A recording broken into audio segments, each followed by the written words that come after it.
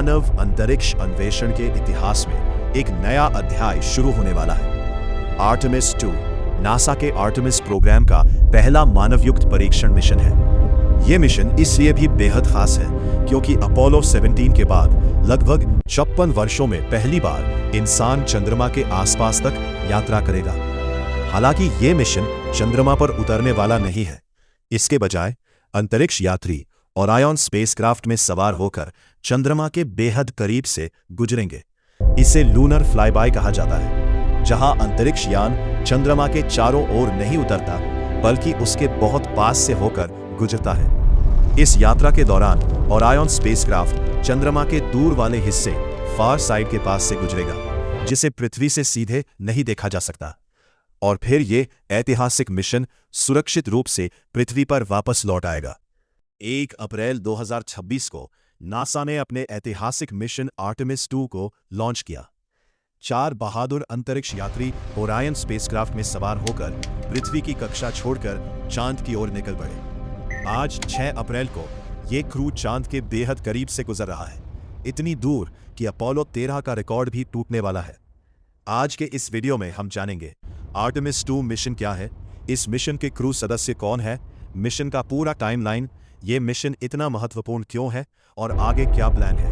तो वीडियो को अंत तक जरूर देखें और लाइक शेयर करना बिल्कुल न भूलें।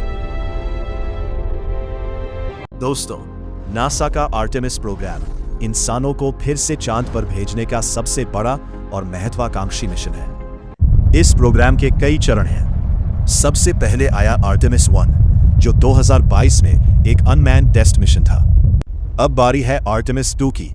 यह पहला मिशन है जिसमें अंतरिक्ष यात्री ओरियन स्पेसक्राफ्ट में बैठकर चांद की यात्रा कर रहे हैं। हालांकि यह मिशन चांद पर लैंड नहीं करेगा। यह चांद के चारों ओर एक लूनर फ्लाईबाय करेगा और फिर पृथ्वी पर वापस लौट आएगा। यह लगभग 10 दिन का मिशन है। इस मिशन को लॉन्च किया गया है दुनिया के सबसे शक्तिशाली रॉकेट स्पेस लॉन्च सिस्टम से। इस मिशन के मुख्य उद्देश्य है ओरियन स्पेसक्राफ्ट को क्रू के साथ टेस्ट करना, life support system, heat shield और नेविगेशन सिस्टम की जांच, चांद के दूर वाले हिस्से की तस्वीरें और डेटा इकट्ठा करना, और सबसे महत्वपूर्ण भविष्य के मिशन आर्टेमिस 3 की तैयारी करना, जिसमें इंसान फिर से चांद की सतह पर उतरेंगे। इस मिशन की क्रू टीम बेहद खास और ऐतिहासिक है। इस मिशन के कमांडर है रीड वाइजमैन, जो नासा के अनुभवी अंतरिक्ष यात्री है। पायलट है विक्टर ग्लवर, जो चांद मिशन पर जाने वाले पहले अश्वेत अंतरिक्ष यात्री बनेंगे। मिशन स्पेशलिस्ट है क्रिस्टीना कॉक, जिन्होंने एक महिला द्वारा सबसे लंबा अंतरिक्ष प्रवास करने का रिकॉर्ड बनाया है। और चौथे सदस्य है जेरेमी हैंसन, जो कनेडियन स्पेस एजेंसी के अंतरिक्ष यात्री है। यह मिशन केवल विज्ञान का नहीं बल्कि डाइवर्सिटी और ग्लोबल सहयोग का भी प्रतीक है। आइए अब मिशन की टाइमलाइन समझते हैं। 1 अप्रैल 2026 को इस मिशन को लॉन्च किया गया केनेडी स्पेस सेंटर से। लॉन्च के बाद स्पेसक्राफ्ट ने किया ट्रांस लूनर इंजेक्शन बर्न, जिससे यह पृथ्वी की कक्षा छोड़कर चांद की ओर बढ़ गया। और आज 6 अप्रैल 2026 को यह मिशन अपने सबसे रोमांचक चरण में है। आज क्रू चांद के बेहद करीब से गुजर रहा है, लगभग 4000 मील यानी 6400 किलोमीटर की दूरी से। इस दौरान अंतरिक्ष यात्री चांद के फार साइड की तस्वीरें लेंगे, वो हिस्सा जिसे पृथ्वी से सीधे नहीं देखा जा सकता। पूरे मिशन के लगभग 10 दिन बाद ओरियन स्पेसक्राफ्ट प्रशांत महासागर में स्प्लैश डाउन करेगा। इस मिशन के दौरान क्रू कई महत्वपूर्ण टेस्ट करेंगे: manual spacecraft control, space suit परीक्षण, हेल्थ मॉनिटरिंग और कई साइंस एक्सपेरिमेंट। यह मिशन कई कारणों से बेहद ऐतिहासिक है। सबसे पहले, लगभग 54 साल बाद इंसान फिर से चांद की यात्रा कर रहा है। दूसरा, यह मिशन पूरे आर्टेमिस प्रोग्राम की सफलता की कुंजी है।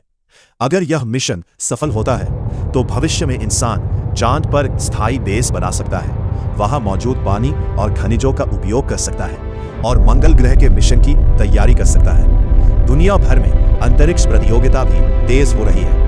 भारत का चंद्रयान 3 और भविष्य के चंद्र मिशन भी इसी वैश्विक स्पेस रेस का हिस्सा है। दोस्तों, आर्टेमिस 2 केवल एक मिशन नहीं है, यह इंसानियत की उस यात्रा का अगला कदम है जो हमें फिर से चांद पर ले जा रही है और शायद उससे भी आगे। जैसा कि नासा कहता है, We will go back to the moon and beyond। अब सवाल है, क्या 2028 तक इंसान सच में फिर से चांद पर उतर पाएगा? आप क्या सोचते हैं? कमेंट में जरूर बताइए। अगर आपको ये वीडियो पसंद आया हो तो वीडियो को लाइक करें, दोस्तों के साथ शेयर करें और चैनल को सब्सक्राइब करके बेल आइकॉन जरूर दबाएं।